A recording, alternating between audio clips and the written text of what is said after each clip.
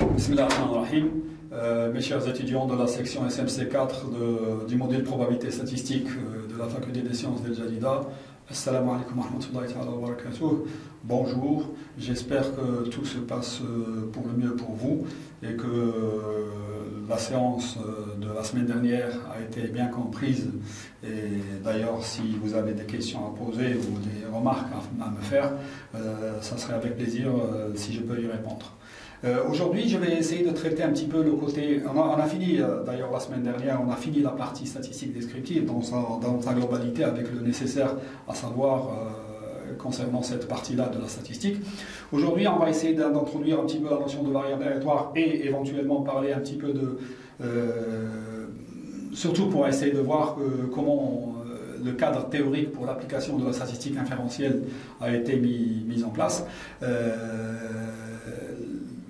Et avant, il fallait commencer par un peu de rappel concernant la théorie des probabilités.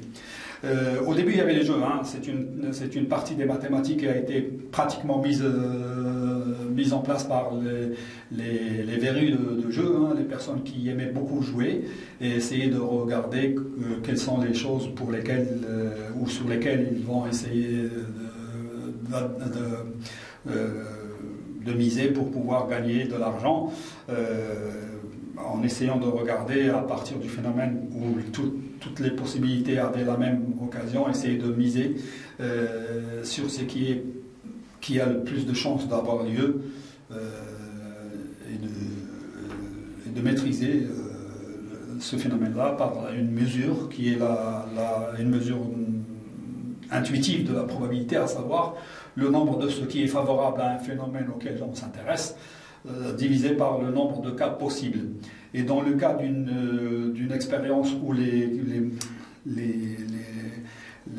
résultats possibles à la base ont la même chance d'avoir lieu, cette mesure a donné lieu à toute une théorie qui est la théorie de l'analyse combinatoire ou de dénombrement, comment on dénombre un petit peu les cas. Je ne vais pas traiter ça dans mon cours pour la simple raison c'est que ça nous prendrait du temps pour rien, mais j'ai mis en annexe toutes les formules qui s'y rapportent et donc les personnes intéressées peuvent y revenir avec des exercices qui peuvent leur faire comprendre un petit peu ces notions-là. Mais d'une manière générale, la définition d'une probabilité, c'est un triplé, c'est un triplé oméga AP, que je notais oméga AP, c'est une notation un petit peu habituelle, hein, oméga, où oméga c'est l'ensemble de base qui contient tous les résultats possibles pour mon phénomène aléatoire auquel je m'intéresse, et A, avec un A un peu arabesque, pour noter une sigma algèbre des sous-ensembles de oméga, hein, des parties de oméga. Une algèbre qui vérifie des propriétés assez spéciales, à savoir qu'il contient oméga l'ensemble global et qu'il est stable pour le complémentaire. Donc si un ensemble appartient, le complémentaire aussi, qui est la différence entre oméga et l'ensemble, appartient aussi. La réunion stable pour la réunion, la différence ensembliste, le fait d'avoir et le complémentaire, la stabilité pour le complémentaire et la stabilité pour la réunion, donc automatiquement c'est stable aussi pour l'intersection, via des formules de loi de Morgan. Et donc ces choses-là font que les opérations que l'on fait sur les ensembles, à savoir la réunion, l'intersection, le complémentaire, la différence ensembliste, l'ensemble A y est stable. Il est stable pour ces opérations-là. Mais le plus important, c'est le P, l'application qui est définie sur A, à valeur dans 0, 1, entre 0 et 1, qui vérifie trois propriétés. P de oméga est égal à 1, donc forcément, puisque oméga, c'est un élément de A, donc forcément, il admet son image par l'application P. L'image de oméga doit être toujours égale à 1. Et si nous avons deux éléments de cette algèbre-là, qui sont disjoints, dans l'intersection est vide, donc disjoints, alors la probabilité de la réunion, c'est la somme des probabilités. P de A union B, c'est P de A plus P de B. Ça veut dire que P est stable pour la additive. Puisque la réunion appartient, donc elle admet une image, ce n'est pas la peine de calculer le P de la réunion d'une manière formule, il suffit de faire la somme de P de A avec P de B, ça veut dire que P est additif. Et la troisième propriété, c'est une généralisation de la deuxième. Donc si on vous demande de montrer qu'une application P est une probabilité, il suffit de vérifier les deux premières choses, et puis après la troisième, ce n'est qu'une généralisation, et ça se fait d'une manière tout à fait naturelle. Si vous avez tout un ensemble AI d'éléments de A, qui sont 2 à 2 disjoints, donc AI inter AJ est égal à l'ensemble vide si I est différent de J, alors la probabilité de la réunion, d'ailleurs l'appellation sigma algèbre, ça veut dire que le A est stable pour la réunion, même une réunion dénombrable, une réunion quelconque. C'est ça qu'on fait c'est par cette notation-là, sigma, qu'on fait au niveau de la stabilité, au niveau de toute une réunion dénombrable. P de A union B est égal à la somme des P de AI. Hein, donc c'est une formule qui généralise la première. Des exemples, voilà, on va prendre des jeux de base, à savoir le jeu de pile ou face. Chacun d'entre nous a toujours, quand il a eu une pièce, il peut jouer avec en la faisant balancer en l'air, en jouant pile ou face. Donc le oméga c'est pile, l'ensemble pile face. Le A qui est la sigma algèbre ici, c'est exactement oméga parce qu'il en fait partie. L'ensemble vide aussi parce que c'est le complémentaire de oméga. Et puis il y a le singleton pile, et le complémentaire de pile c'est face. Et nous avons notre ensemble, notre sigma algèbre, qui est parfaitement déterminé ici. Et la probabilité, c'est la probabilité au P de la probabilité d'avoir pile est égale à la probabilité d'avoir face est égale à 1,5, parce que nous avons dit que la pièce est équilibrée. Hein. Donc ces hypothèses-là sont importantes. Le fait qu'elle soit équilibrée, donc la probabilité d'avoir pile, c'est la même chose que la probabilité d'avoir face, et comme la somme est égale à 1, donc chaque partie de la pièce admet une probabilité de 1 sur 2. Le deuxième exemple, c'est l'exemple de jouer avec un cube à 6 faces, où les faces sont numérotées de 1 point jusqu'à 6 points. L'ensemble, la sigma algèbre, ça va être l'ensemble des parties de oméga. Hein. Je peux formuler autant que je veux d'éléments, ça me fera toujours un élément qui appartient à la sigma algèbre. Donc, et la probabilité P, ça va être la probabilité où nous avons la probabilité d'avoir exactement I point, donc la face à I point, c'est la face de 1 sur 6. Donc on peut considérer par le biais de la formule basique, à savoir le nombre de cas favorables sur le nombre de cas possibles, il n'y a qu'une face qui a I point, et il y a 6 pour le D équilibré, donc ça va me faire 1 sur 6 pour chaque face. Je peux considérer l'événement avoir un nombre pair, donc c'est soit avoir 2, soit avoir 4, soit avoir 6. La probabilité de 2, 4, 6, je peux la calculer par la formule de cas favorable sur le cas possible. Il y en a 3 sur 6.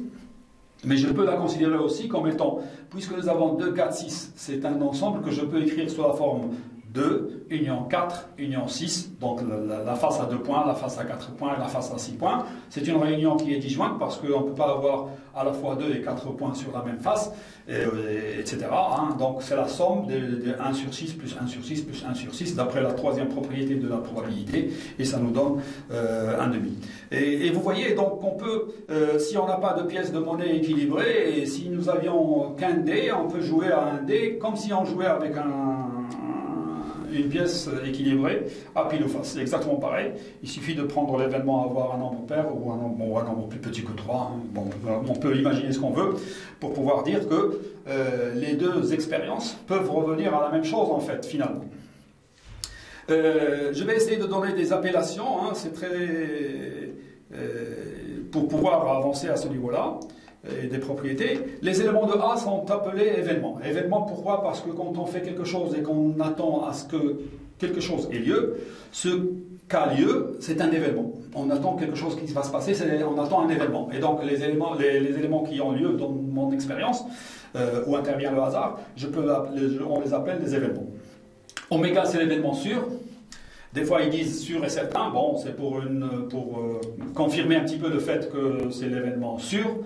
Et les éléments singletons, donc les éléments pris un par un au niveau de oméga, on appelle ça les événements élémentaires, parce qu'il n'y a qu'un seul élément dans l'événement, et donc c'est un élément qui appartient à A aussi, hein, le biais de plusieurs constructions. On peut dire que on peut considérer un élément comme événement qui peut m'intéresser, et ça s'appelle les événements élémentaires.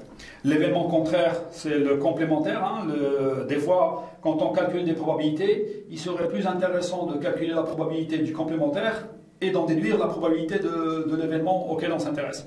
Et d'ailleurs, pour parler de l'événement contraire, quand on s'intéresse à un événement, s'il n'a pas lieu, ça veut dire que c'est son complémentaire qui a lieu. Et comme la sigma algèbre est stable pour le complémentaire, donc aussi bien le A et le A bar appartiennent à A. Et on démontre que puisque A union A bar est égal à oméga, et que A inter A bar est égal à l'ensemble vide, automatiquement P de A est égal à 1 moins P de A bar, ou bien P de A bar est égal à 1 moins P de A. C'est le complémentaire par rapport à 1 pour la probabilité. Et des fois, c'est plus intéressant de calculer la probabilité de l'événement contraire pour en déduire la probabilité de A par le biais de la soustraction avec 1. Événement impossible, c'est l'événement l'ensemble vide qui est le complémentaire de A. Donc l'événement sûr, c'est oméga. Le complémentaire, c'est l'événement impossible. Sa probabilité est égale à 0. Donc 1 moins 1, ça fait P de l'ensemble vide est égal à 0. La formule des probabilités totales, quand on a donné la définition d'un espace probabilité, d'ailleurs en parlant de l'appellation, l'appellation espace probabilité, sur les références statistiques, vous pouvez trouver 3 mots pour ce triplet-là. Mais personnellement, je préfère l'appellation espace probabilité. Parce que l'élément le plus important dans ce triplet-là, c'est exactement l'application P. C'est pour ça que j'appelle ça un espace probabilité. Mais vous pouvez trouver espace probabilisable. Probabilisable, c'est le oméga avec le A. C'est-à-dire l'ensemble de base qui est oméga avec la sigma algèbre des événements. Probabilisable, ça veut dire qu'on peut mettre dessus une probabilité. C'est pas encore fait, on va le faire. Donc probabilisable, c'est que les 2 premiers éléments du triplet qu'on peut appeler espace probabilisé. Par contre, une fois que le P a été défini, on parle alors avec le participe passé, espace probabilisé, parce que nous avons défini P sur le probabilisable et ça nous a donné le triplet oméga AP. Moi personnellement, je préfère oméga AP espace probabilité, avec le P qui est une probabilité qui vérifie les 3 propriétés, et c'est le plus important là-dedans. C'est celui qui donne un petit peu l'appellation à tout cet espace-là. Dans cette définition-là d'espace probabilité, nous avons parlé de 2 événements qui sont disjoints. A inter B est égal à l'ensemble vide. Alors que, d'une manière générale, on peut ne pas avoir A inter B égale l'ensemble vide. Donc, pour n'importe quels 2 événements A et B de A, on peut calculer la probabilité de A union B par le fait que c'est égal à P de A plus P de B moins P de A inter B. Ça se démontre, c'est une question d'écriture de la réunion oméga AP sous la forme de la réunion de 2 ensembles, et on essaye de démontrer cette formule-là, qui est générale. Hein. Dans le cas où A inter B est égal à l'ensemble vide, automatiquement le moins P de A inter B devient moins P de l'ensemble vide, et quand P de l'ensemble vide est égal à 0, donc on retourne et on retrouve la formule de la propriété de P dans la définition d'un espace probabilité. Les événements indépendants. Et là, j'insiste pour que les étudiants fassent la différence. Indépendant, c'est une définition probabiliste. ça veut dire A et B, je dis que A et B sont indépendants si et seulement si la probabilité de l'intersection, c'est le produit des probabilités. P de A inter B est égal à P de A fois P de B. Il ne faut jamais confondre, et d'ailleurs c'est depuis le temps que je fais ce cours avec les étudiants, il y a toujours des personnes qui mélangent les deux. Et c'est un peu dangereux et c'est malheureux. C'est malheureux parce que c'est une définition ensembliste. A inter B égale ensemble vide. Ça veut dire A et B sont disjoints. Disjoints. Ils n'ont aucun élément en commun. Et A et B sont indépendants. La probabilité de les avoir tous les deux en même temps, c'est exactement le produit des probabilités. Donc, il y a une qui est une définition probabiliste, ce qui est l'indépendance, et il y a une qui est ensembliste, c'est une définition ensembliste, il n'y a pas de probabilité là-dedans. C'est A inter B égale ensemble vide, c'est disjonction, le disjoint. Une autre définition, on peut considérer une fonction, on peut conditionner notre expérience par quelque chose d'assez spécial qui nous est important ou intéressé, auquel on s'intéresse.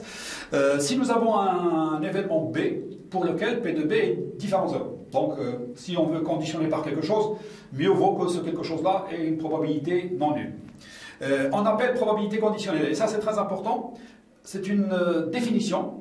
La probabilité conditionnelle, sachant que B a lieu, et on note P avec un point, avec un slash, avec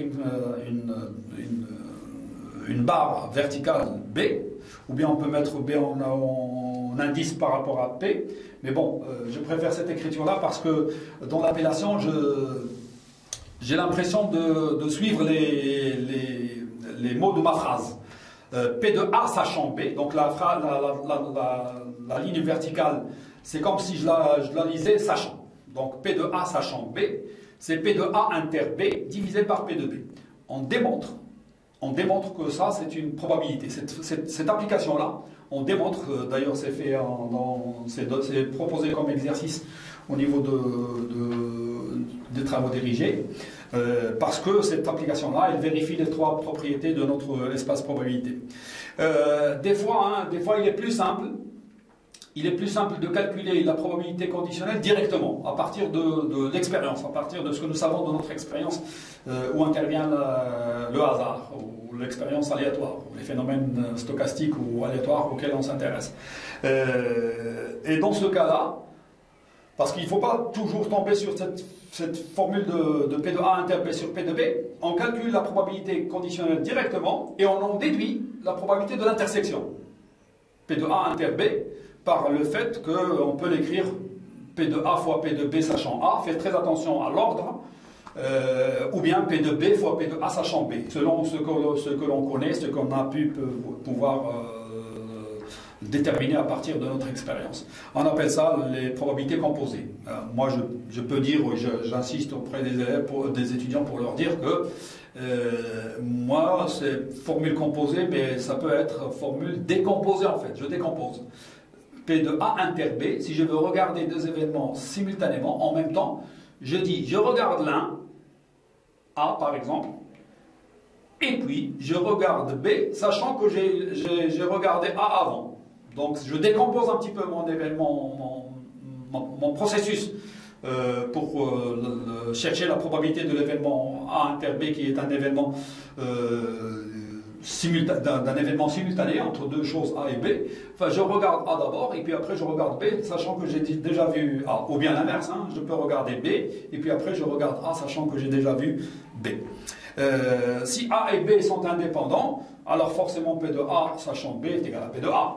Et ça veut dire que le fait qu'ils soient indépendants, le fait de connaître, de savoir que l'un a lieu, n'influence pas la probabilité de l'autre. Et donc P de A sachant B est égal à P de A indépendamment de B, hein, parce que c'est pas, ils n'ont aucune espèce d'influence. La formule de Bayes, la formule suivante dont j'aimerais donner la définition, et c'est une formule très importante en statistique. D'ailleurs, toute une théorie, hein, il y a toute une théorie, c'est la théorie bayésienne, à savoir que maintenant, même avec tout ce qui est le développement de l'intelligence artificielle, elle est pratiquement due à cet apprentissage-là. Donc au début, il y a tous les résultats possibles qui sont pris en considération par le biais de l'algorithme. Et puis après, la machine, elle fait son propre apprentissage. Sachant qu'elle a déjà des informations, elle essaie de reformuler ces hypothèses sur lesquelles elle va travailler. Et donc, ça s'appelle la théorie bayésienne. Ça a donné tout un essor à l'intelligence artificielle et son application dans les phénomènes où peut intervenir la statistique. Et ça a même donné de l'importance à l'analyse des données, qui est appelée maintenant data science, la science des données, en fait, parce qu'elle peut appliquer ces choses-là, la théorie bayésienne, pour pouvoir traiter tous les phénomènes possibles et imaginables par le biais des connaissances. C'est la formule de Bayes. Je vais y revenir. Nous avons une partition de oméga par des événements, des éléments qui appartiennent à A.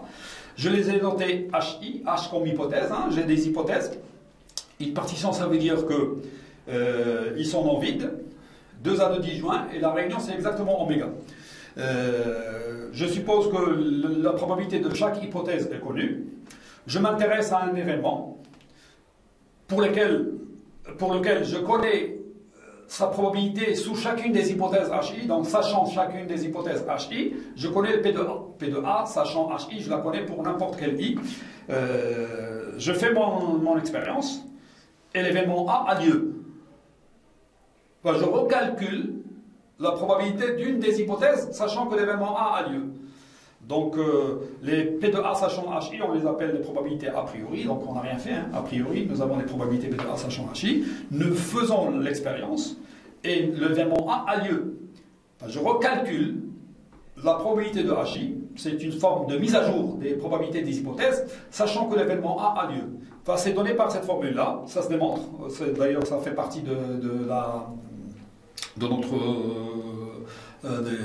la série d'exercices pour les travaux dirigés. P de HJ sachant A, c'est le rapport entre deux éléments. Au numérateur, j'ai P de HJ, hein, l'hypothèse HJ auquel je m'intéresse, fois P de A sachant HJ. Faites très attention aux indices, divisé par la somme pour toutes les hypothèses, HJ comprises, hein, de I de 1 jusqu'à P, toutes les hypothèses. P de HI, c'est la même formule. P de HJ fois P de A sachant HJ, divisé par la somme des P de HI fois P de A sachant HI. C'est la probabilité a posteriori, donc après avoir fait l'expérience et avoir su que A a lieu, c'est la mise à jour de la probabilité de HJ. Enfin, c'est d'une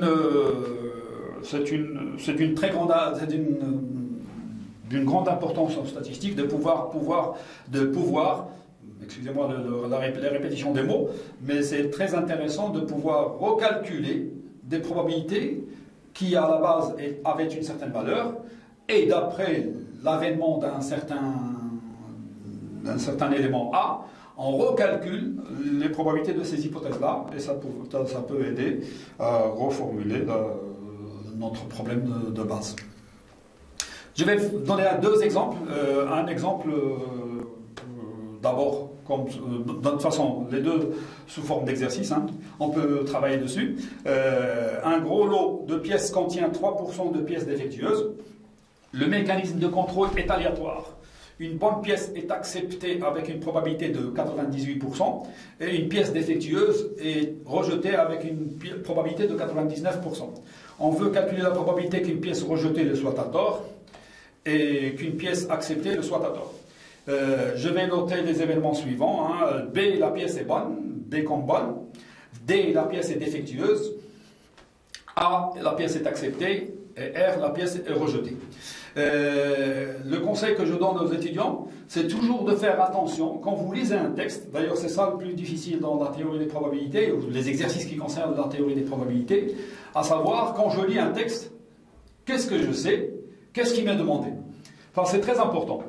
D'abord, pour connaître les événements. il faut regarder où se trouve le verbe. C'est le verbe qui nous donne l'idée sur l'événement auquel je m'intéresse. Parce que l'événement, c'est ce qui se passe. Et ce qui se passe, ça veut dire c'est une action. Il faut qu'il y ait un verbe dedans. Donc il faut toujours situer le verbe. Là, ici, une bonne pièce. Une bonne pièce, ça veut dire que je sais que la pièce est bonne. En traduisant d'abord les différentes hypothèses, un petit peu, à partir de la première phrase. Un grand lot. Quand on vous dit un grand lot, ça veut dire que quand vous prenez une pièce, les probabilités ne changent pas. Donc c'est très important à ce niveau-là. Contient 3% de pièces défectueuses. Donc pièce défectueuse, P de D est égal à 0,03, 3%.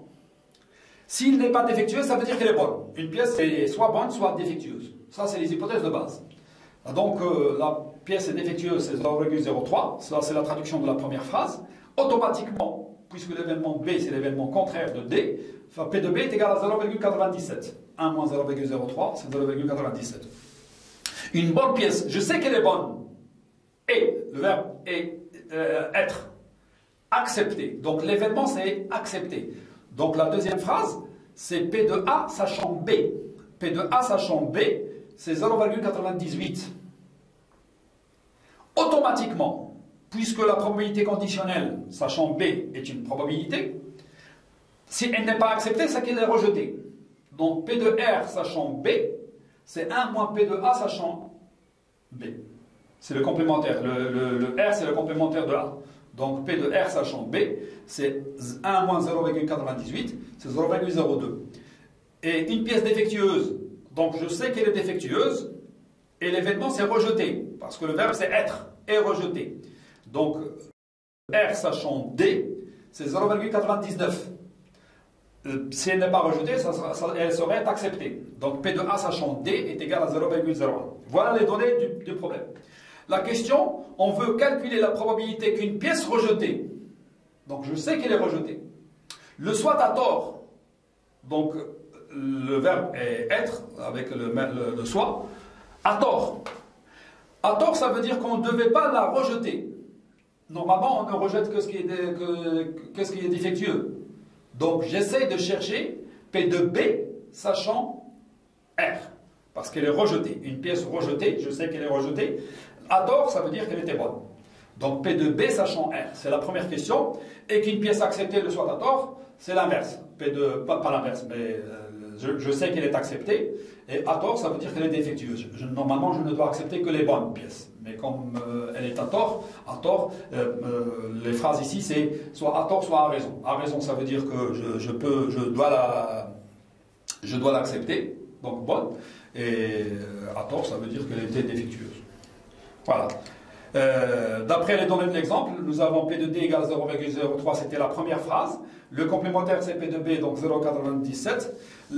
P de A sachant B, c'est 0,98. P de R sachant B, c'est 0,02, le complémentaire. P de R sachant D, c'est 0,99. Et P de A sachant D, c'est 0,01, c'est le complémentaire. Alors, nous voulons le P de R sachant B, c'est la première. Et la deuxième, c'est P de D sachant A. D'après la formule de Bayes, P de B sachant R, c'est P de B fois P de R sachant B. Excusez-moi, mais bon, c'est la formule de Bayes. Hein. Vous appliquez la formule de Bayes, P de B fois P de R sachant B, sur la même chose, plus P de D, l'autre hypothèse, parce que nous avons deux hypothèses, bonne et défectueuse. Enfin, P de B fois P de R sachant B, plus P de D fois P de R sachant D. En reportant les valeurs que nous avons, nous trouvons que c'est 0,3951, donc presque 40% des pièces qui sont rejetées sont bonnes. Presque 40%. P de D sachant A, c'est pour ça que généralement, il y a des personnes qui achètent tous les rebuts pour pour les grandes usines qui font beaucoup de fabrication. Il y a des personnes spécialisées on peut appeler ça pour le textile, les chiffonniers, hein, les personnes qui achètent tout ce qui est rejeté comme pièces mal fabriquées en textile. Généralement, ils trouvent toujours des bonnes pièces parce qu'il y a l'aléatoire qui rentre là-dedans. P2D sachant A, là c'est une probabilité qui intéresserait beaucoup la société parce que P2D sachant A, normalement tout ce qui est accepté va être vendu au client. Et donc ça c'est comme si je veux calculer quelle est la probabilité qu'il y ait un client mécontent qui revienne, sachant que la pièce a été acceptée alors qu'elle ne devait pas l'être. P2D sachant A, c'est P2D fois P2A fois sachant D, sur P2B fois P2A sachant B. Donc pour la première hypothèse qui est bonne, et puis plus P2D fois P2A sachant D, c'est la deuxième hypothèse qui est P2D, la défectueux, pardon, et ça me donne une probabilité de 0,0003. Donc il y a 0,03% des pièces acceptées qui sont défectueuses. Donc c'est une probabilité relativement faible. Et donc la société fait des stratégies pour satisfaire les clients mécontents qui reviennent dans le cas où la marchandise n'était pas ne répondait pas à leurs attentes. Voilà, le deuxième exercice, c'est un exercice que j'ai donné au niveau de l'examen de l'année dernière. Ça concerne un petit peu tous les problèmes de vaccins, etc., et de maladies. Dans une population donnée, la proportion de personnes atteintes d'une maladie M a été estimée à 4%. Un test T a une sensibilité de 85%, c'est-à-dire qu'il est positif dans 85% des cas atteints de la maladie M, et qu'il a une spécificité. Ce sont des mots techniques utilisés par les médecins pour répondre à des questions assez spéciales. Et qu'il a une spécificité de 96%, c'est-à-dire qu'il est négatif dans 96% des cas non atteints de la maladie M. Alors, on notera T+, respectivement T-, l'événement, le test est positif, respectivement négatif. M, c'est l'événement être atteint de la maladie grand M. On va confondre grand M avec la maladie M. Donc, être atteint de la maladie M, je l'ai noté M. Et M bar, le complémentaire, généralement on met une barre, pour l'événement contraire. Je veux calculer la valeur prédictive positive, qu'on note VPP du test, c'est-à-dire la probabilité qu'une personne ayant un test positif soit réellement atteinte de la maladie M. Et la valeur prédictive négative, c'est-à-dire la probabilité qu'une personne ayant un test négatif ne soit pas en réalité atteinte de la maladie M. D'après les données, P de M ici c'est 0,04, 4%, P de M bar c'est 0,96, P de T plus sachant M c'est 0,85, et donc P de T moins sachant M c'est 0,15, c'est le complémentaire. Donc si c'est pas positif, si le test n'est pas positif, ça veut dire qu'il est négatif. Et puis après, P de T moins sachant M bar c'est 0,96, donc P de T plus sachant M bar c'est 0,04. On veut P de M sachant T plus, donc la probabilité d'être malade sachant que le test est positif. Et P de M bar sachant P de T moins, donc la probabilité que la personne ne soit pas atteinte sachant que le test est négatif.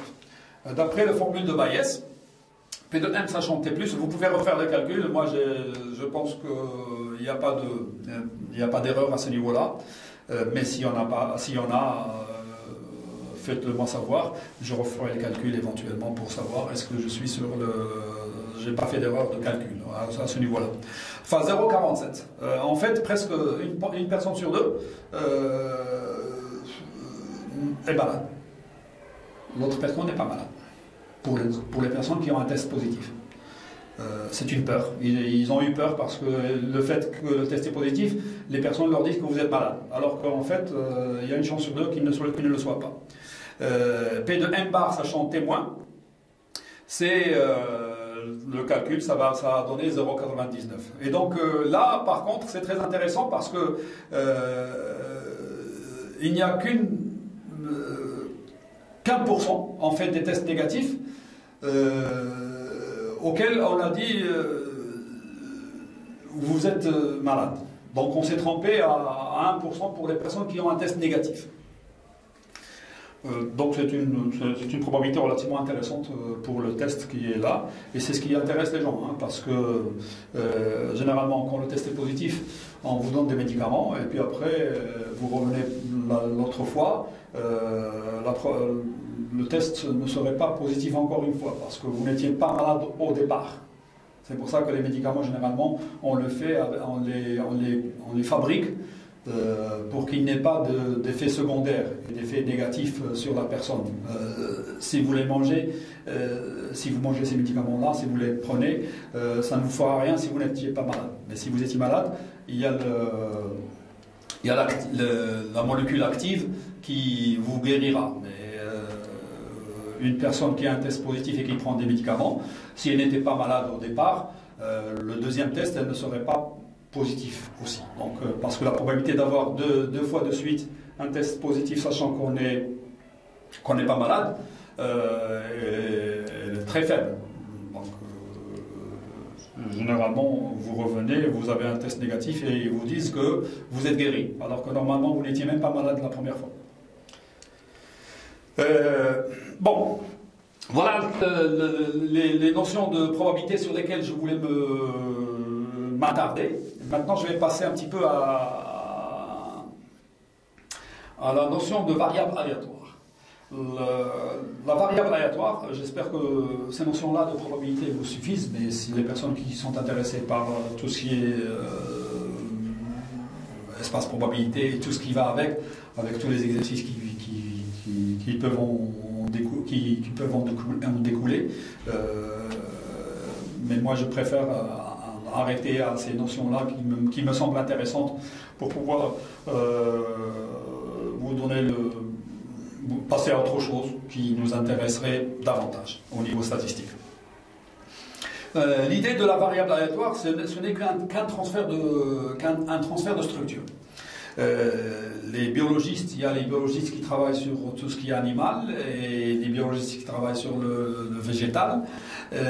Quand ils font leurs expériences, ils mesurent quelque chose et donc c'est des réels qu'ils donnent, ce qui fait qu'on oublie carrément qu'on travaille sur des animaux ou bien qu'on travaille sur des plantes.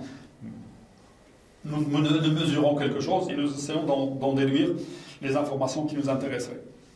Sur R, donc l'ensemble de bases de mesures de quantification de nos expériences, on va prendre dans l'ensemble des réels, parce que tout le monde sait, on peut travailler, c'est le meilleur possible pour le moment.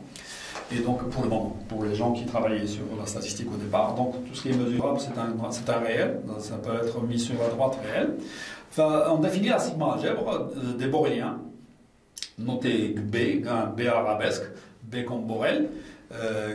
C'est lui qui a donné cette donnée, ou je ne sais pas, on a appelé cette technique de cet ensemble-là, la sigma algèbre engendrée par les intervalles de la forme moins l'infini A. Et donc, on va appeler une variable aléatoire, et on va noter grand X, une application qui permet le transfert de la structure probabiliste. Donc, nous avons un espace probabilité qui est oméga AP, nous avons R, avec la sigma algèbre des boréliens, des intervalles engendrés par la famille des moins l'infini A, avec un A qui est un réel quelconque. C'est la tribu des boréliens, tribu des boréliens ou la sigma algèbre des boréliens. Donc nous avons oméga AP qui est notre espace probabilité de base, et nous allons transférer cette structure-là sur R, muni de la sigma algèbre des boréliens, de la tribu de Borel. On appelle variable aléatoire une application qui vérifie, quel que soit un intervalle, un borélien de B, un intervalle de n'importe quelle forme. Donc c'est ça l'idée, hein, en fait. C'est pas un intervalle comme vous avez l'habitude d'entendre AB. Hein. AB c'est un intervalle, mais pour nous, c'est n'importe quel borélien, donc n'importe quel intervalle, qui peut être la réunion de deux intervalles, qui peut être un intervalle semi-ouvert et de limite moins l'infini d'un côté ou plus l'infini de l'autre. Bon, ça peut être n'importe quelle forme. Quel que soit B, un borélien, l'ensemble des antécédents de B, c'est-à-dire les oméga, donc les éléments petit oméga qui appartiennent à l'ensemble oméga, tels que x d'oméga appartiennent à B. Donc l'ensemble des antécédents de B doit appartenir à A. C'est un événement. Donc l'ensemble des antécédents de B est un événement. C'est ça une application linéaire. Donc normalement, une variable aléatoire, pardon. Une variable aléatoire. Donc c'est une structure, je fais le transfert de l'oméga à P vers R, muni des Boréliens, et ça automatiquement, donc normalement, le X va de oméga vers R. Les éléments de B, parce que c'est l'ensemble des antécédents que je prends, les éléments de B, quand je reviens par l'ensemble des antécédents, je retombe sur A. Il me reste la probabilité P. Et donc, pour nous, pour les mathématiciens, le R muni des Boréliens, c'est un espace probabilisable. Parce que je peux définir une probabilité à partir de celle du triplet oméga AP. Donc le P que j'ai au départ, je peux, par le biais de cette variable aléatoire, construire une probabilité sur l'ensemble R muni de la triple des Boréliens. Cette application-là, la variable aléatoire, c'est une définition, hein, c'est une définition, je l'écris P2, je vais mettre un indice X pour faire référence à ma variable aléatoire grand X. Vous verrez que plus tard je vais l'enlever, hein, c'est pas la peine que je la garde. S'il n'y a pas d'ambiguïté sur quel ensemble je travaille, je peux éliminer cette notation de l'indice X pour la probabilité.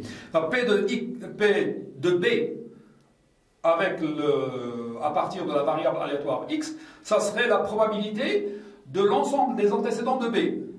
Et comme il appartient à A, donc forcément je peux calculer son image. Et son image, ça va être la probabilité de B par cette application-là. On démontre, ça c'est parce que l'ensemble des antécédents vérifie toutes les propriétés algébriques concernant la réunion, l'intersection, etc. Il y a des égalités partout, donc il n'y a pas de problème. Par contre, les images directes, donc l'ensemble des images par une application, ne vérifie pas toute cette égalité-là. Il n'y a que des inclusions. Donc ici, pour l'ensemble des antécédents, nous avons des égalités. Il n'y a aucun problème, il n'y a aucune ambiguïté au niveau des définitions et au calcul des probabilités associées. Je vais donner des exemples. Par exemple, pour le jeu de pile ou face, je vais considérer la variable x qui va de oméga sur r. C'est comme une forme de codage.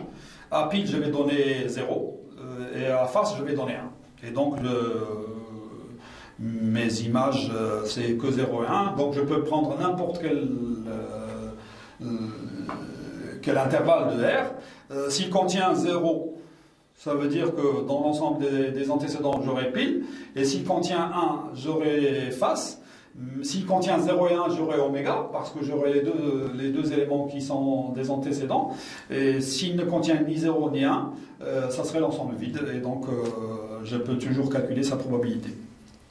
Pour le jeu de dés, je vais essayer de prendre, pour chaque face, je fais associer le nombre de points qui la forme, ou bien une forme de codage. En fait, on peut faire un codage qui permet d'avoir des réels qui peuvent me faire penser à chaque face de mon dé. Et donc, s'il n'y a aucune ambiguïté, j'ai dit que la notation P, je vais la prendre au lieu de P indice X pour faire P de B, ça sera la probabilité de l'ensemble des oméga. Donc, je reviens vers l'ensemble, la sigma algèbre A, l'ensemble des oméga, tel que X d'oméga appartient à B, et pour n'importe quel intervalle, de n'importe quelle forme de R. Et en particulier pour un singleton X, je vais noter P de X égale petit x. Parce que c'est l'ensemble des oméga tel que x de oméga est égal à petit x. C'est une question de notation.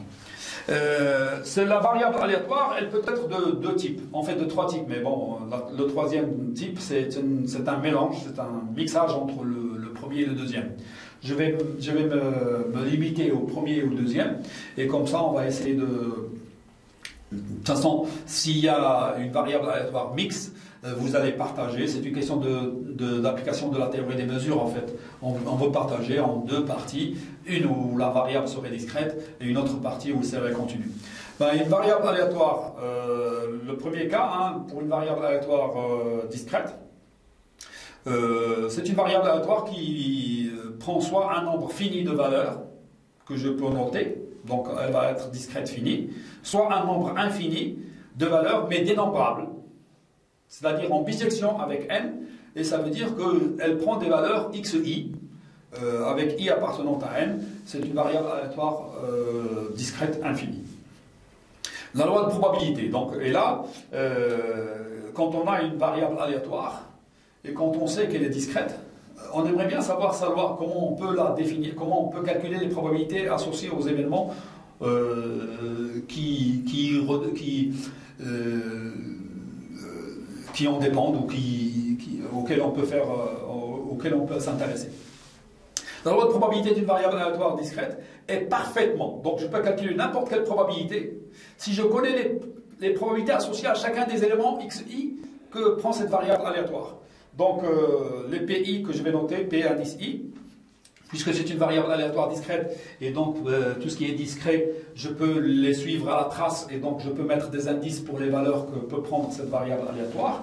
Donc automatiquement, PI, ça va être probabilité que x est égal à xi. Donc ce sont la probabilité de l'ensemble des petits oméga qui ont pour image xi, pour tout indice i. Cette loi de probabilité admet des propriétés. Les propriétés sont je vais les dire et les énumérer. Les PI sont positifs, c'est normal, ce sont des probabilités. Donc automatiquement, ils appartiennent à 0, 1. Et donc automatiquement, c'est des nombres positifs.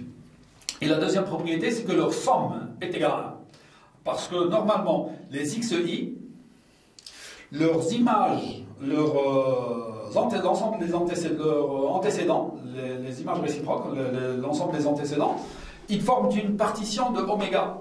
Et puisque les xi, l'application ne peut pas avoir deux images en même temps, automatiquement ils sont disjoints, les ensembles des antécédents associés à deux valeurs différentes. Automatiquement, l'ensemble des antécédents pour les différents xi forment une partition de oméga. Et la probabilité de oméga est égale à 1. Et comme la probabilité de oméga, c'est la réunion de ces ensembles, la réunion des antécédents, j'utilise le fait que c'est une réunion qui est disjointe. Les événements sont 2 à 2 disjoints, et donc la probabilité de la réunion, c'est la somme des probabilités, et la somme des probabilités est égale à 1, parce que P de oméga est égal à 1. Donc c'est la deuxième propriété. Réciproquement, maintenant, c'est très important, si j'ai des réels PI qui sont positifs, et dont la somme est égale à 1, je peux imaginer une variable aléatoire dont les PI seraient la loi de probabilité. Et donc, je vais dire que la variable aléatoire prend des valeurs xi, avec pour chaque xi, j'associe un PI particulier, et puisque la somme est égale à 1, donc ça peut être considéré comme étant une loi de probabilité, et donc je peux imaginer cette variable aléatoire. Des exemples de variables aléatoires discrètes, je peux prendre la variable aléatoire de Bernoulli. C'est une variable aléatoire qui sort un petit peu du cadre. C'est comme pour la variable aléatoire, dichotomique dans le cadre de la statistique descriptive. C'est la variable de Bernoulli, c'est celle qui permet de sortir un petit peu de phénomènes non déterministes. Parce qu'elle a deux résultats. Donc ça sort d'une valeur. On va mettre toujours comme valeur pour la variable de Bernoulli 0,1. C'est un codage qui est important, c'est la variable aléatoire qui prend soit la valeur 0, soit la valeur 1. On va dire que c'est une variable aléatoire de paramètre P, parce que je dois donner la probabilité qui est associée à l'un des deux valeurs, mais généralement dans celle qui est associée à 1. Donc quand on dit variable de Bernoulli de paramètre P, ça veut dire que la probabilité que x prend la valeur 0 ou 1, la probabilité d'avoir 1 c'est P, et la probabilité d'avoir 0, automatiquement c'est 1 moins P. Donc il suffit que je connaisse la probabilité de 1, j'en déduis celle de 0, et ça me donne automatiquement, ça serait le paramètre de la loi de Bernoulli.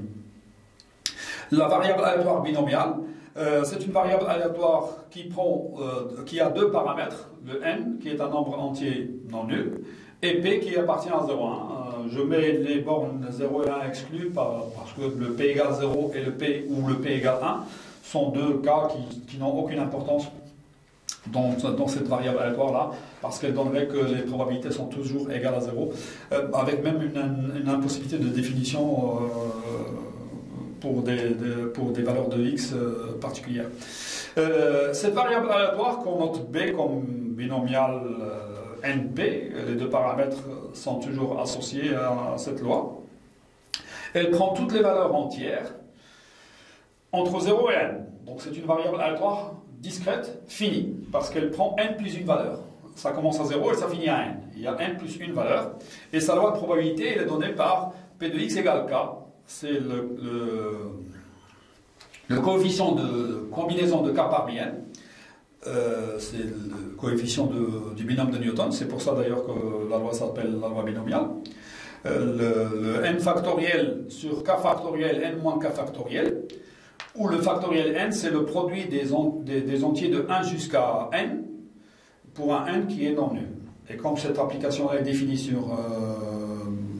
d'une manière explicite pour les n qui sont non nuls, ça serait toujours gênant en maths de laisser la valeur 0, qui est la valeur d'origine de n, l'origine de n, sans image. Et donc, par convention, c'est un choix. Ils ont mis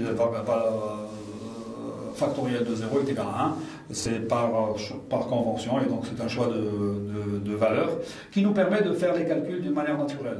Tout autre choix aurait donné des impossibilités au niveau calculatoire, et donc ça poserait problème. Le 1 ne pose pas de problème, parce que pour le produit, le 1 est un élément neutre, et donc ça ne pose aucun problème.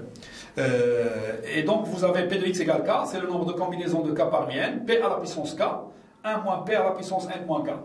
On démontre, d'ailleurs, si vous faites la somme, c'est le binôme de Newton. Donc c'est A plus B à la puissance n, c'est la somme de K égale 0 jusqu'à n, CKn, A à la puissance n moins K fois B à la puissance K. Enfin donc ici, si vous faites la somme de ces éléments-là, ils sont tous positifs, parce que comme tous les termes qui la forment, cette formule, sont positifs. Ce sont des nombres qui sont positifs, et leur somme est égale à 1. Donc c'est une loi de probabilité, et c'est la loi la loi binomiale. C'est la loi binomiale. Elle est très utile en pratique, parce que quand on s'intéresse à un phénomène qui a une probabilité P d'avoir lieu dans la population mère qui est infinie, si je prends un échantillon, donc n éléments qui sont indépendants entre eux d'une manière, dans les mêmes conditions, d'une manière indépendante et dans les mêmes conditions, si je dénombre les personnes qui correspondent au phénomène que je suis en train de regarder, c'est une variable aléatoire. Je peux n'en trouver aucun, c'est 0. Et je peux les trouver tous qui correspondent au phénomène étudié. Donc la variable aléatoire, elle varie entre 0 et n. C'est les deux cas extrêmes. D'ailleurs, j'aimerais bien que vous appreniez à rédiger quand vous pouvez parler de la variable aléatoire binomiale. Et la probabilité d'avoir exactement K, il faut que je désigne K parmi n, ça c'est le coefficient qui le donne.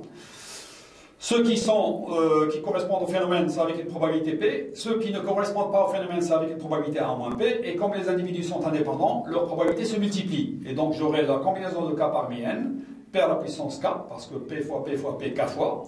Et 1 moins P à la puissance n moins K, parce que 1 moins P fois 1 moins P fois 1 moins P, n moins K fois pour les personnes qui ne pas au phénomène étudié. Et ça nous donne la loi binomiale. Donc dans ce cas-là, quand je prends un échantillon de taille n et que je dénombre combien de personnes correspondent au phénomène étudié, j'ai une loi binomiale. L'autre variable aléatoire qui est discrète et qui est intéressante aussi, c'est la loi de Poisson. La loi de Poisson, elle admet un paramètre lambda qui est strictement positif. On en note xp avec un p, mais pas le p de probabilité, hein, un p un peu arabesque. P de lambda, la loi de Poisson de paramètre lambda, elle prend n'importe quelle valeur entière. Et sa loi de probabilité, c'est P de x égale K, c'est lambda à la puissance K fois sur K factoriel exponentielle moins lambda. Ça vient du fait que la série de termes général lambda K sur K factoriel, pour n'importe quel K qui appartient à n, c'est une série qui est convergente. Ce sont des nombres positifs, et c'est une série convergente, et la somme est égale exactement à exponentielle lambda. Donc en divisant par exponentielle lambda, ce qui me donnerait exponentielle moins lambda, parce qu'en divisant, c'est comme si je multiplie par exponentielle moins lambda, j'aurai des probabilités PI dont la somme est égale à 1. Donc c'est une loi de probabilité. Et cette loi est très importante dans un cadre assez spéciale.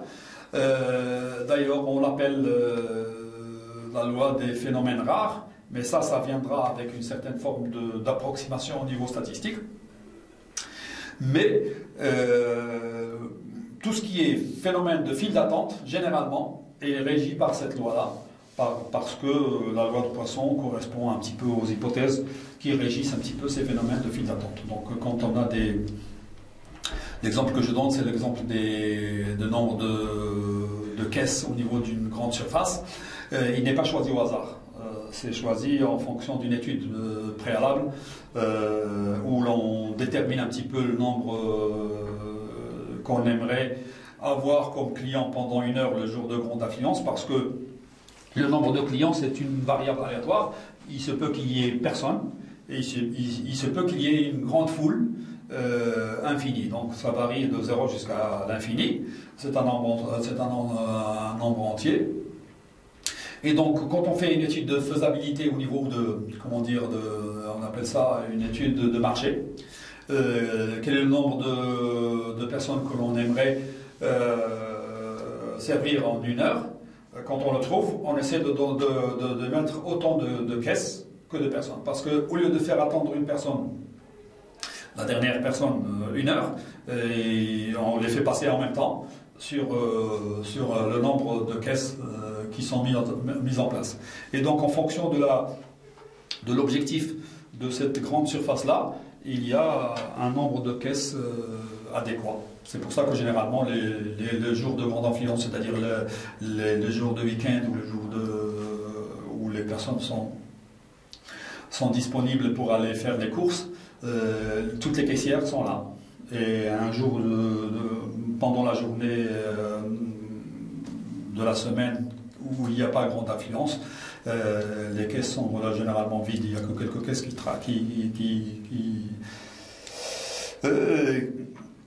pour servir les gens. La variable aléatoire, le quatrième exemple de la variable aléatoire discrète, c'est la variable aléatoire géométrique. Ça, c'est une variable aléatoire qui, pour deux paramètres, on dit deux paramètres P qui appartient à 0,1 ouvert.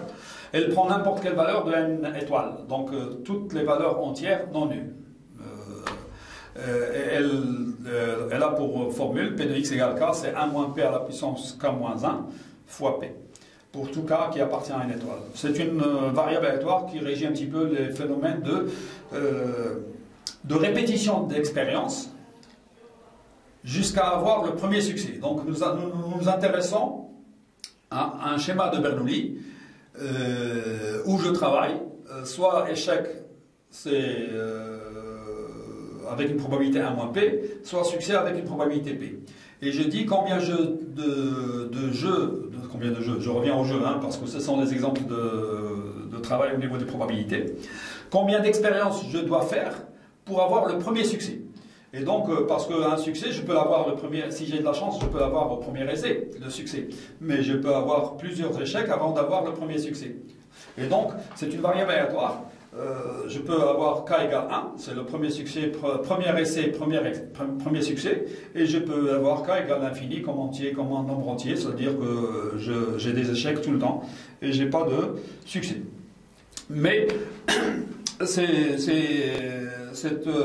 cette variable aléatoire est intéressante à ce niveau-là parce que les personnes qui veulent jouer, on revient au jeu, jusqu'à ce qu'ils gagnent, s'ils répètent un jeu, il faut s'attendre à cette loi-là. Et donc, il faut savoir à quoi s'attendre à ce niveau-là. Elle est appelée géométrique parce qu'on reconnaît un petit peu la formule de Q à la puissance K, la suite géométrique de raison Q, qui appartient à 0,1.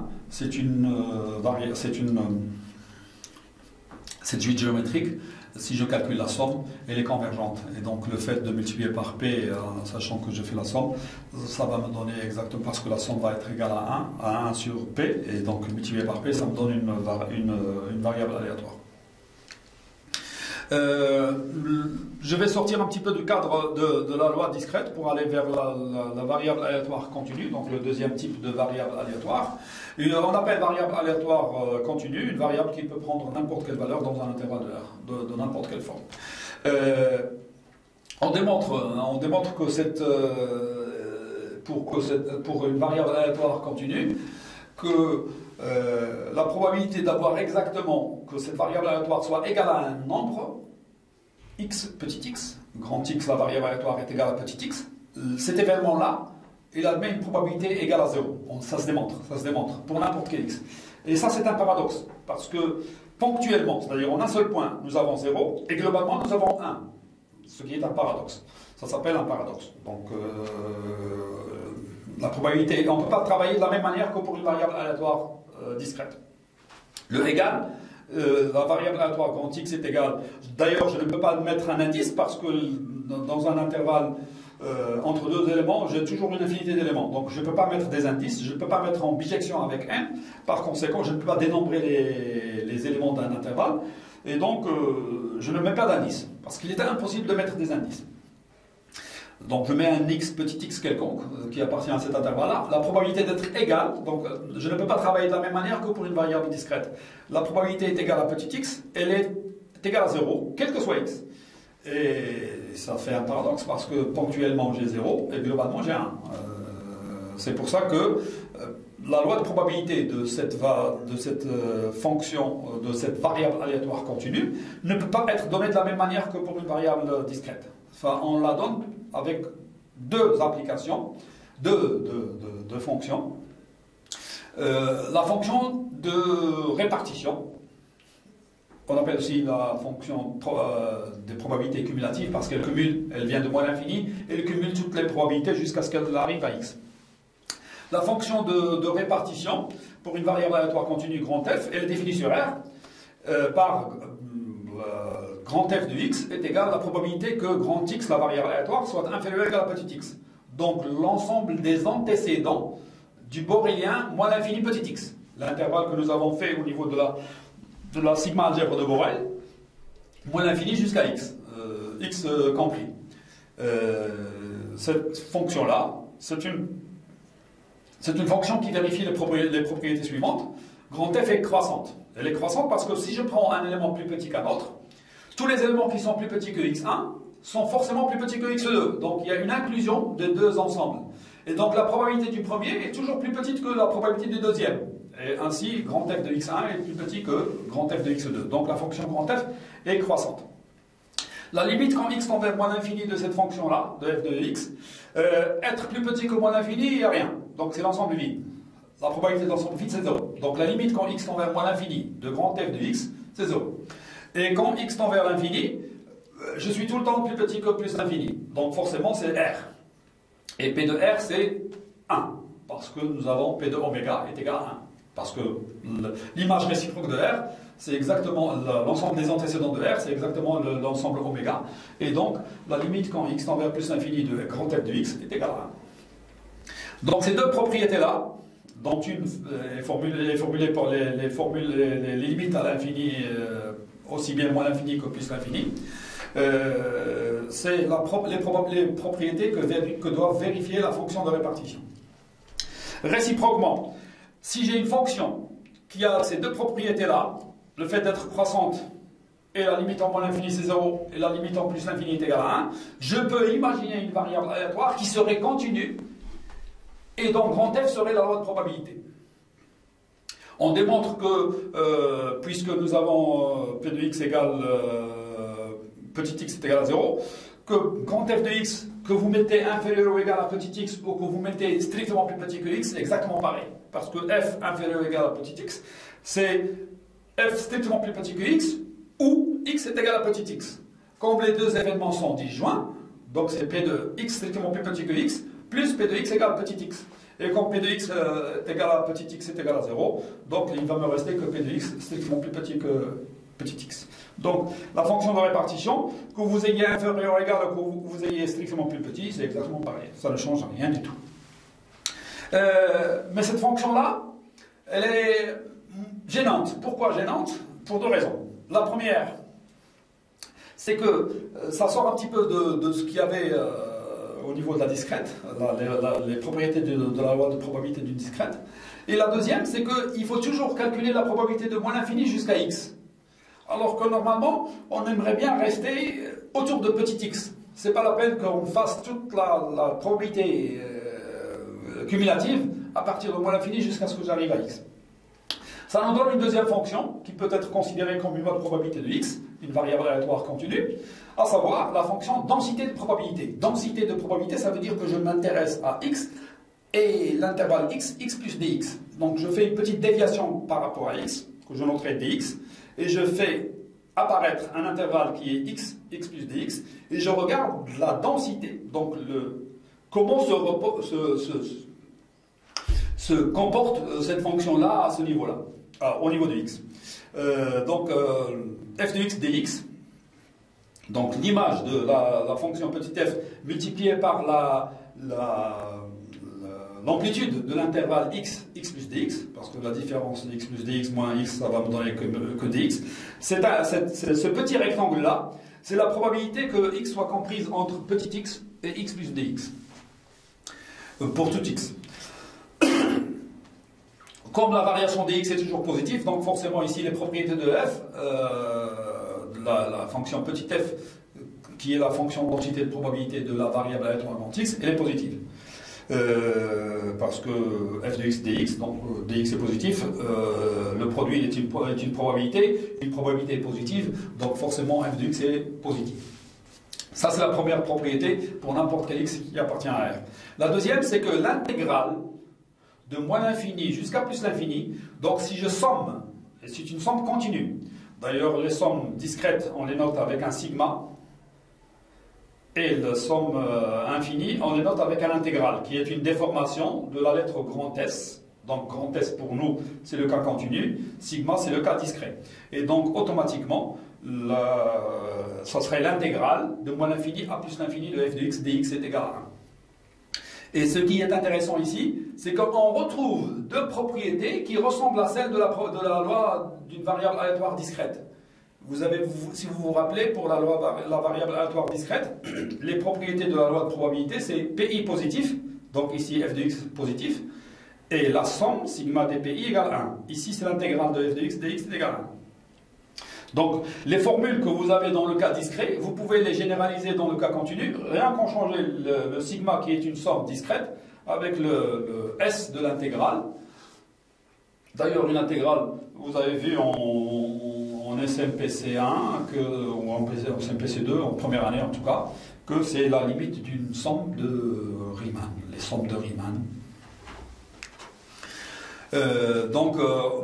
Réciproquement, si j'ai une fonction petit f qui vérifie les propriétés f positive et l'intégrale de f de x dx est égal à 1, enfin je peux imaginer une variable aléatoire dont petit f serait la fonction densité de probabilité.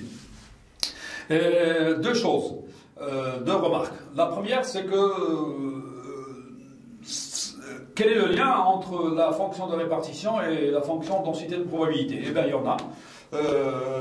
Petit f, ça serait la dérivée de grand f. Si la fonction grand f est dérivable, elle vérifie les propriétés que vous avez dérivables. La dérivée, c'est exactement petit f. Et grand f de x, c'est la fonction intégrale de f. Donc c'est l'intégrale de moins l'infini à petit x, f de t dt. Si vous connaissez l'intégrale à la fonction densité, vous pouvez en déduire la fonction de répartition. Parce que le fait d'être plus petit, ça veut dire que je somme de moins l'infini jusqu'à x.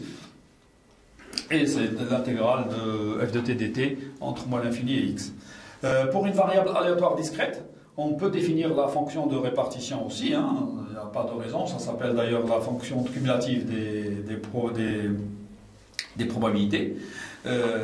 Pour tout x qui appartient à R, grand f de x est égal à la somme sur i, c'est une somme qui est conditionnée. Il faut que je prenne que les xi qui sont inférieurs ou égaux à petit x, et je somme leur probabilité. Donc j'ai un x qui est un réel, je regarde tous les i tels que xi est plus petit que ce petit x qui est ma borne, la borne que je suis en train de regarder au niveau de tout ce qui est avant. Donc, et je fais la somme. Ça me fait la fonction cumulative des probabilités. Selon que j'ai la fonction de répartition ou bien la fonction densité de probabilité, je peux calculer la probabilité pour n'importe quel intervalle de R, qui est sous la forme A, B, avec A strictement inférieur ou égal à B, ici strictement plus petit que B en fait, parce que égal, ça donnerait 0 pour les deux, hein. Mais bon, on va dire A inférieur ou égal à B. Donc la probabilité que X appartienne à AB, c'est la probabilité que X soit comprise entre A et B. Soit je connais la densité, et donc je calcule l'intégrale entre A et B de f de X dx. Soit je connais la fonction de répartition, et donc je fais f de B, grand F de B, moins grand F de A. Donc tout ce qui est plus petit que B, je lui enlève tout ce qui est plus petit que A. Et donc j'aurai et j'obtiendrai ce qui est entre A et B, ce qui me donnerait la probabilité. Des exemples de variables aléatoires continues. La loi uniforme sur un intervalle AB, c'est une variable aléatoire continue qui a pour densité une constante. Et puisque la constante n'est que sur AB, parce qu'ailleurs elle n'est pas définie, donc la densité est nulle, on démontre que cette constante-là ne peut être que 1 sur B moins 1. Parce que c'est l'intégrale de k dx entre moins l'infini et plus l'infini. Par châle, je fais de moins l'infini jusqu'à a qui est égal à 0, je l'enlève. De a jusqu'à b d'une constante dx, la constante je la sors et il va me rester dx que j'intègre, ça fait x, pardon. Et puis de b à plus l'infini, c'est 0 parce que la densité est nulle. Donc normalement, il va me rester que k, l'intégrale de dx entre a et b, c'est la primitive c'est x, donc c'est b moins a, k fois b moins a doit être égal à 1, donc la constante doit être égale à 1 sur b moins a. Donc voilà la fonction uniforme. Son application c'est choisissez un point quelconque sur un segment AB, une règle de longueur B-A, choisissez un point quelconque. Normalement, tous les points ont la même densité, donc normalement vous devez choisir n'importe où. N'importe quel point vous pouvez le choisir. Et sa densité c'est exactement 1 sur B-A. La variable aléatoire, loi exponentielle, c'est une variable aléatoire continue de paramètre θ qui est strictement positif.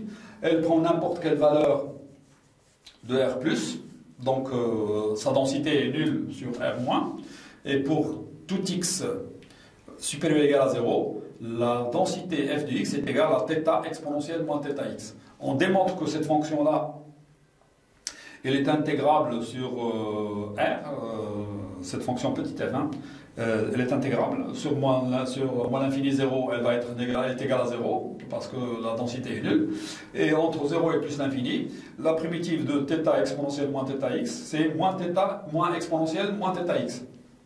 Quand vous faites la limite en plus l'infini, ça va vous donner 0, donc moins 0, moins la valeur en 0, qui est exponentielle 0, pardon, qui est égale à 1. Et donc ça nous donne la probabilité, la densité, l'intégrale globale sur R est égale à 1, donc c'est une fonction qui est une densité de probabilité. C'est une variable aléatoire qui est importante au niveau de la pratique. Elle résume un petit peu toutes les durées de vie pour les appareils électroménagers, hein, la durée de vie. Vous pouvez acheter un appareil, il peut tomber en panne dès que vous l'avez mis en marche, comme il peut fonctionner toute votre vie. Et d'ailleurs, c'est le paramètre θ qui fait la différence au niveau des choix des appareils électroménagers. D'ailleurs, les associations de défense des consommateurs, quand ils font des études, ils essaient de comparer un petit peu ces paramètres-là, parce que ce paramètre θ a une très grande importance.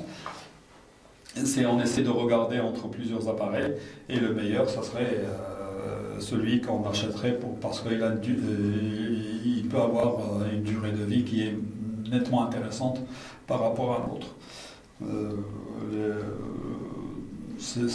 La valeur de ces paramètres-là, c'est ça ce qui fait un petit peu la différence des prix, mis à part le côté un petit peu publicité pour les grandes marques.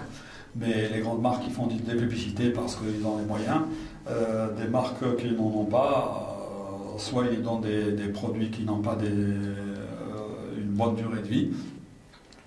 D'où le proverbe marocain qui dit donc quand tu achètes quelque chose moins cher, c'est qu'il y a une raison derrière, et donc ça peut tomber en panne très vite. La dernière variable aléatoire sur laquelle je vais parler, c'est une variable qui est très importante en statistique, surtout en statistique inférentielle. En probabilité, c'est la loi normale. C'est une variable aléatoire qui admet deux paramètres, mu, un réel quelconque, et sigma, qui est un nombre strictement positif. Généralement, on la note n comme normal, mu sigma. Des livres, si vous vous rappelez, hein, avec ces notations-là, le sigma, c'était la notation dans statistique descriptive, c'était pour l'écart type. Donc sigma carré, c'est la variance. On reviendra là-dessus hein, pour ces définitions-là. Le mu, c'est la lettre m comme moyenne. Donc on va voir quand on fera les choses qui concernent un petit peu ces caractéristiques-là. On y reviendra. Mais généralement, il y a des livres où la loi normale, on la note mu sigma carré. Donc au lieu de donner l'écart type, on donne la variance. Bon, c'est une question de choix, hein, de définition, parce que généralement, quand on travaille sur une variable aléatoire, nous avons dit pour le cas descriptif, le cas de la statistique descriptive, que nous avons les deux caractéristiques qui nous intéressent, la moyenne et l'écart type. Mais il y en a qui disent non, c'est la variance qu'on calcule. C'est le fait de prendre la racine que pour donner une information au niveau transmissible aux gens. C'est pour les gens, on leur parle de l'écart type parce que c'est compréhensible. Mais c'est la variance que l'on calcule comme caractéristique à la base. Bon, c'est un choix. Hein. Moi, je préfère celle-là. Mu sigma, la moyenne et l'écart type comme information. C'est une variable aléatoire qui prend n'importe quelle valeur réelle avec une fonction densité de probabilité qui a la forme suivante. Cette fonction-là, on démontre, ça se démontre avec des techniques un peu compliquées parce qu'on fait des changements de variables. On travaille d'abord sur R2 et on fait des changements de variables passant des coordonnées cartésiennes aux coordonnées polaires. Et on démontre que l'intégrale est égale à 1 pour une fonction qui a cette écriture-là. Donc f de x est égal à 1 sur sigma racine de 2pi, exponentielle moins 1 demi de x moins mu sur sigma, le tout au carré, pour n'importe quel x qui appartient à R. Cette fonction-là, sa représentation graphique, c'est une forme de cloche. C'est la cloche de Gauss. D'ailleurs, cette loi-là, elle est appelée la loi normale pour une raison spéciale, mais on peut l'appeler aussi la loi de la place Gauss. On lui donne le nom des deux mathématiciens français, Laplace et Gauss. Non, il y a un qui est français et l'autre qui est allemand, je pense. Mais bon, ça c'est pas grave. Moi je n'aime pas trop les appellations, mais on l'appelle la loi normale parce que tous les phénomènes que l'on traite dans la pratique ont cette logique d'une certaine forme de normalité. Il n'y avait rien, on arrive à un certain summum, et puis après on descend, il n'y aura plus rien. Tous les phénomènes naturels ont cette logique au niveau de la distribution. Et donc, cette variable aléatoire-là est d'une importance capitale. Et vous verrez quand on verra la prochaine fois, Inch'Allah, que cette loi va être à la base de tout ce qu'on fait en statistique inférentielle. Et d'ailleurs, déjà vous voyez que rien qu'en parlant des paramètres, nous n'avons parlé que des deux paramètres qui sont mu, la lettre grecque qui correspond à m comme moyenne, et sigma qui est l'écart type. Donc les deux caractéristiques importantes en statistique descriptive, on les retrouve au niveau inférentiel via cette loi normale, qui est la loi normale la loi de base. Vous verrez, hein, nous verrons des exercices, des propriétés et des choses qui concernent un petit peu une variable aléatoire d'une manière tout à fait naturelle, hein, on essaiera de voir. Voilà, j'ai fini un petit peu mon cours d'aujourd'hui. Je remercie vivement M. Moustapha Rahni de la Faculté des Sciences, opérateur qui prend beaucoup de mal à nous enregistrer pour pouvoir mettre à disposition via la chaîne YouTube ou via les Microsoft Teams des travaux pour qu'on puisse permettre aux étudiants qui ne peuvent pas être sur place de suivre le faisant. Voilà, je vous souhaite une bonne lecture. Il n'y a pas mieux que le présentiel, mais vous avez maintenant à votre disposition un moyen pour faire de la statistique, en distanciel. Mais chacun fait comme il l'entend, comme il peut, mais le présentiel, il n'y a pas mieux. Il n'y a pas mieux parce que vous êtes devant moi, j'essaie de voir comment vous réagissez, j'essaie d'expliquer en conséquence. Et d'ailleurs, si vous avez des questions, vous les posez. Et ça serait toujours en présentiel que c'est le plus intéressant. Voilà, bonne journée, prenez soin de vous et prenez soin de tous ceux qui vous sont chers. Et à la prochaine fois, Inch'Allah. Au revoir.